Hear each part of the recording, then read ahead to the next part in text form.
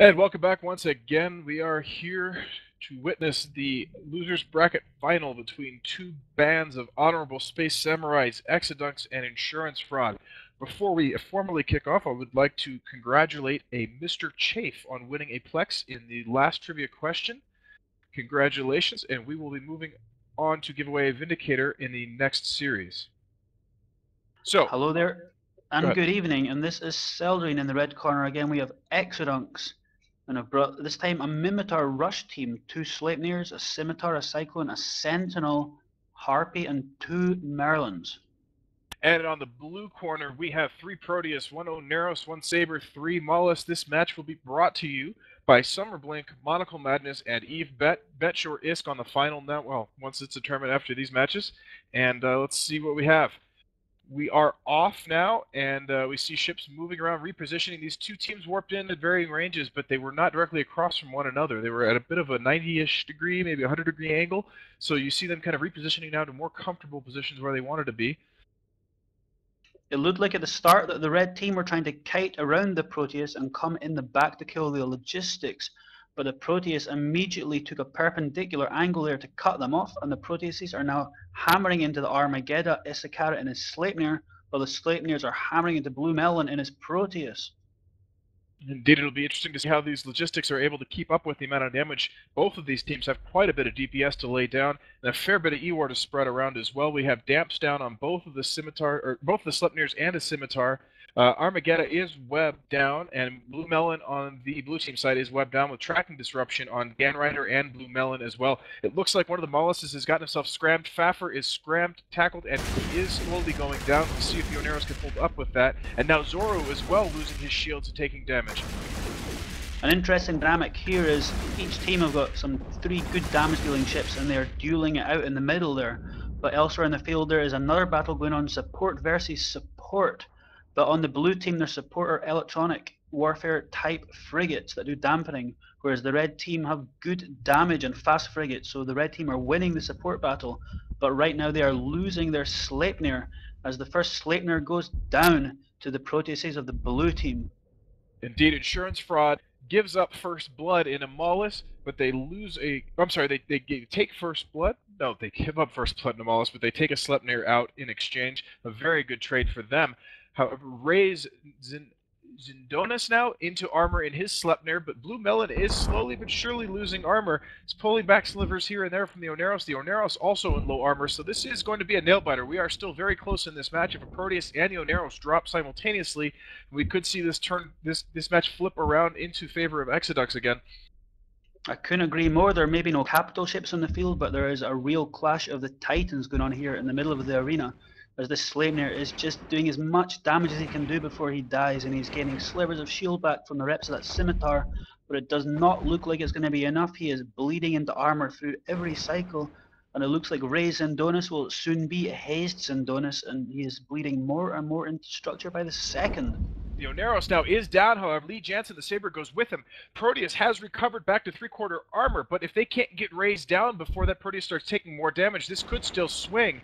Oh, and the Sleipnir is down. Just a Cyclone and frigates with the Scimitar left against 3 Proteuses now. I'm not sure Exodunks can come back from this. Insurance Fraud definitely have the upper hand. They have a lot more DPS on the field here right now, and they are ahead. You're right there. Even though they've lost logistics, they have their 3 big guns in the form of those strategic cruisers, who are now on the Cyclone of Zaraxal Nightblade, and he is dying in extraordinary fashion. The Cyclone, being a Tech 1 hull, just does not have those resistances and hit points of that Sleipnir, so he is dying a lot quicker than those Sleipnirs. Poor Boondog Saint in his Scimitar right now is probably overloading his reps just to try and prolong the life of Zaraxal Nightblade, but it will unlikely be enough. We shall see. It depends on when that ancillary shield booster will need to reload. You can see Blue Melon is dying as well slowly, and there is no logistics left on the blue team side. So, oh, no, there goes the armor for Zaraxal. He's really in trouble now. One more volley should get him off the field, and that is it. Scimitar and frigates left against 3 Proteus. This match is all but over now, just a matter of cleaning up, and Insurance Fraud will take this one. And good night, Zaraxal Nightblade. You're out in your Cyclone. And Blue Melon, without most of the DPS on the red team, looks like even though they have no logistics, he'll survive. Proteuses now have to chase down either these frigates or the scimitar, but they do not need the points, as they are winning on points. They're not going to be killed, they may not kill, but this looks like a strong victory in this fight for insurance fraud. Indeed, we should very shortly see the Merlin El Diablo del Rojo go down. He is tackled and has Proteus right on top of him. I believe he's tackled. Anyway, he's right at point blank on this Proteus. There's no reason that he's going to survive much longer. He is getting repped by that scimitar, but and actually these Merlins are and the Harpy aren't doing enough damage. The Blue Melon may actually drop. You can see his armor still going down. He's almost in the structure, and this Merlin's still not exploding. I don't think these frigates turn this around, but who knows? At this point, this is a shocker to see one of these Proteus go down. There's a ton of time left on the clock. Yep, that scimitar and the Merlin, he's tanking this. The scimitar's tanking it. I can feel that the right decision here may have been to send one of the Proteuses after that scimitar. He may not catch him, but he would definitely have chased the scimitar out of his remote rep range, because right now that Proteus is down. However, insurance fraud are still leading on points, and Ganning Rider in his Proteus is now taking damage, but Delicate on his Harpy is taking severe damage. They're switching targets to try and confuse the scimitar and remove his rep. This is an incredible match. Delicate now pulling shields back, almost back to full shields. The Merlin as well, still alive. We have Gan Rider and the Proteus into armor. Is it possible that Exodunks could turn this around? This is unbelievable. I did not expect that first Proteus to drop, and I expected this Merlin to die ages ago. This is really unreal. Is it possible? It definitely seems possible. We have 4 minutes on the clock. And on these frigates for the red team, there is no tackle. They are completely able to just zip around at the speed they want.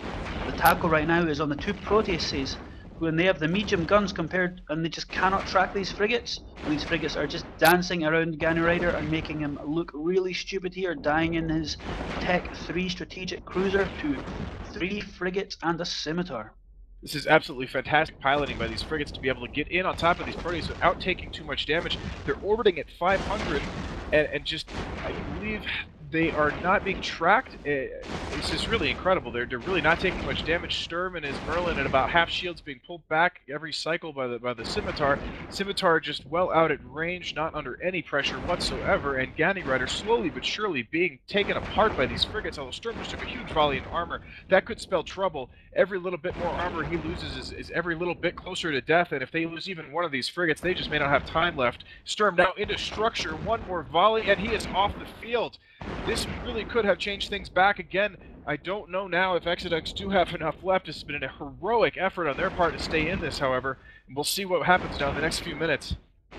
This looks like good piloting from these Proteuses to me. When they were unable to track those frigates, they were side by side.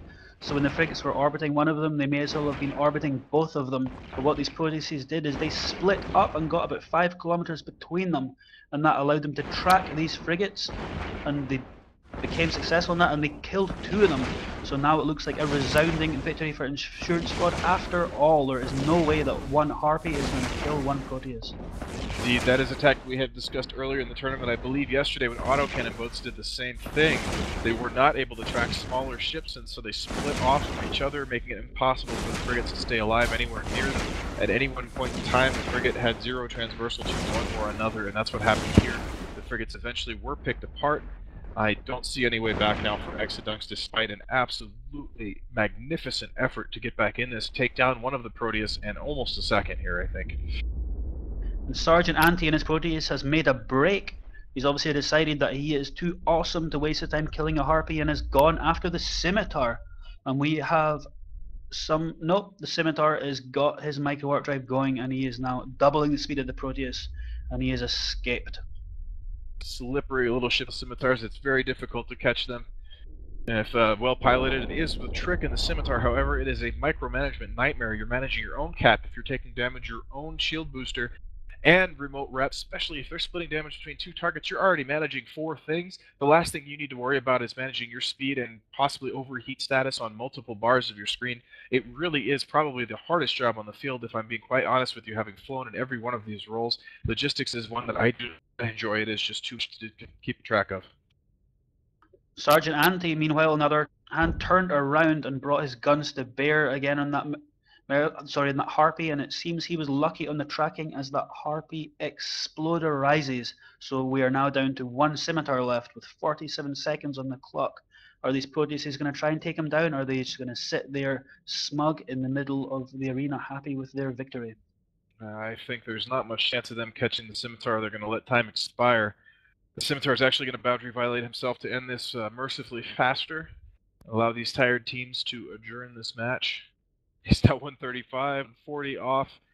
I think Fozzie may have fell asleep on his computer. We'll see. Here we go. It's been exploded, and these teams will be teleported back. We'll be ready for the next match here before too long. What an exciting turn of events. I really thought for a minute there Exodunks would pull that back, but unfortunately for them, they did not.